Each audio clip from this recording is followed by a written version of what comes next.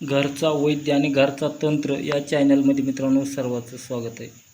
आता वाजलेत रात्रीचे आपण 7 वाजलेत आणि आपण 5 वाजता पानं काढून आलेत उंबराची तुम्हाला दाखवण्यासाठी. आणि ही उद्याच्याला आहे 21 तारीख.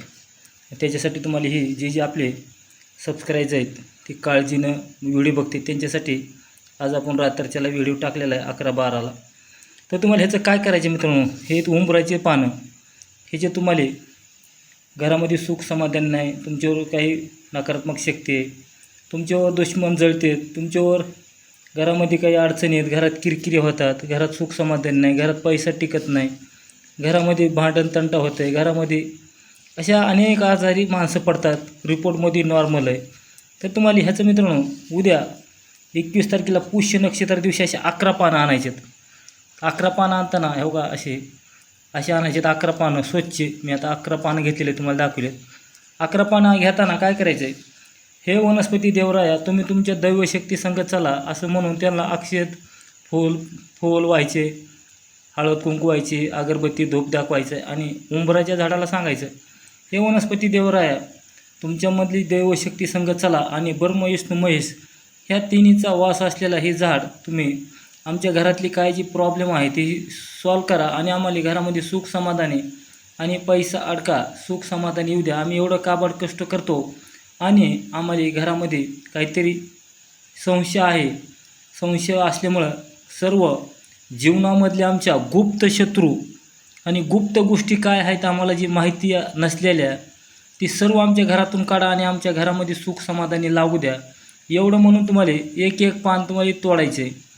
गायत्री मंत्र जप करून ओम ह्रीम क्लीम चामुंडावीचे ही देवीचा मंत्र म्हणा.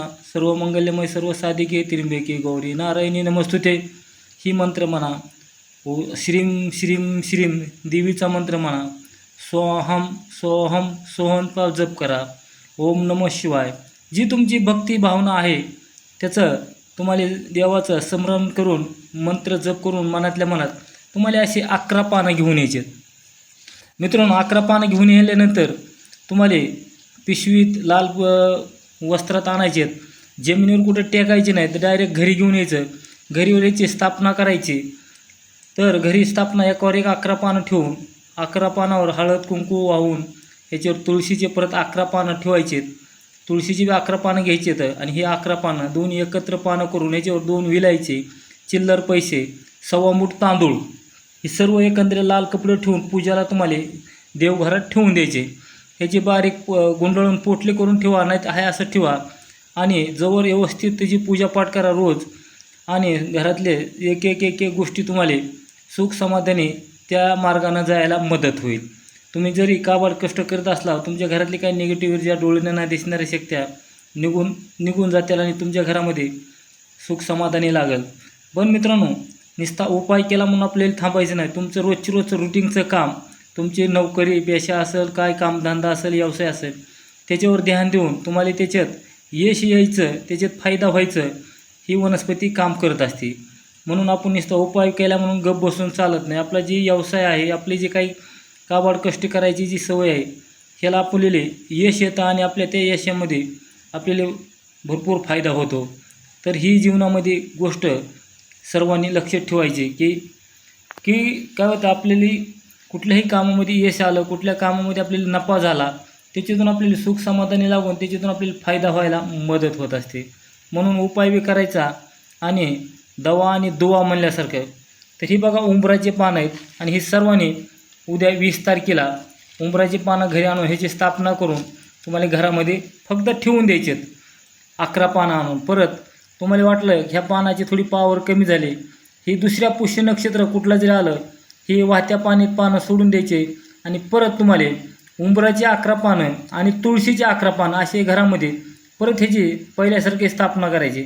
असं का जर तुम्ही काही महिने जर केलं महिना तर तुमच्या घरामध्ये 100% सुख समाधानी यायला मदत होते मित्रांनो.